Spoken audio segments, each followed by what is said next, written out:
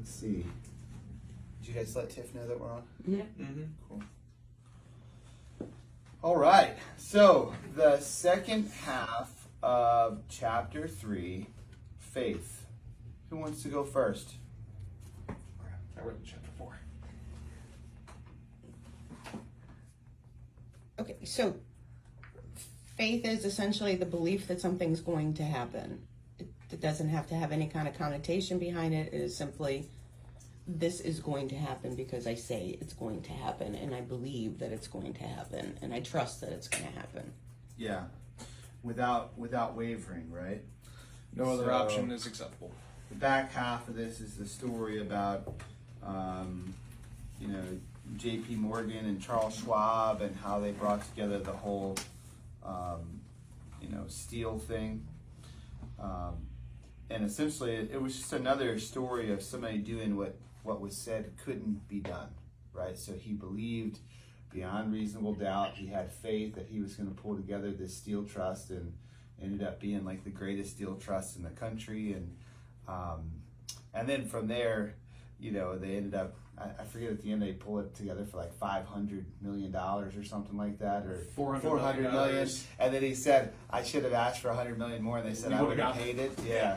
So yeah, I think that faith, this chapter, I said this before, I think like this is the bulk of the book, right? Like everything from here forward pretty much hinges on this one thing. And it is the fact that if you don't believe in it, like whatever your idea is, whatever you're going to accomplish, then it's not going to happen, or it's going to be a hell of a lot harder to make it happen. You know what I mean? So, any other thoughts, Nick?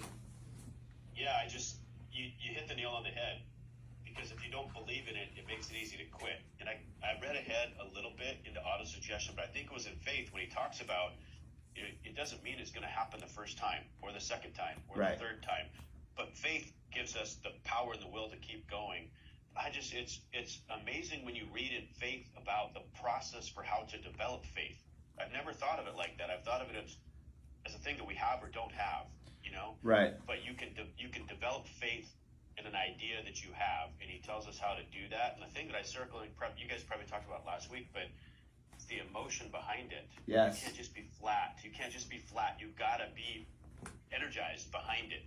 Faith requires energy to move things. It's just it's a formula that you can actually learn here. Yeah.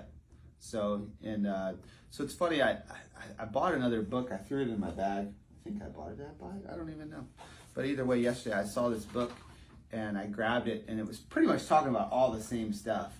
And it was saying that like if you have a negative thought, you need to replace that with a positive thought, and then you need to tell yourself a story about the positive thought so that you can feel the emotion of the positivity.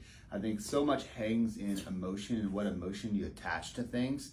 Like emotion is a big part of, having faith in an idea, just as you mentioned. Like faith without emotion is just you saying something, right? It's just you're saying that you're going to do it unless you truly feel it from the bottom of your heart. So yeah, I'm excited to move on to auto-suggestion. I'm so glad that we're reading this again. For me, I feel like it's right on time. I need this right now, to help me be reminded of my goals and not to lose faith and to stay focused. So it's good stuff. Cool. We're gonna take this and read it together with our group too. So I appreciate you guys letting me join. I really do. Good. Awesome, man. Good to hear. All right, brother. Well, we'll see you later. All right. See you guys.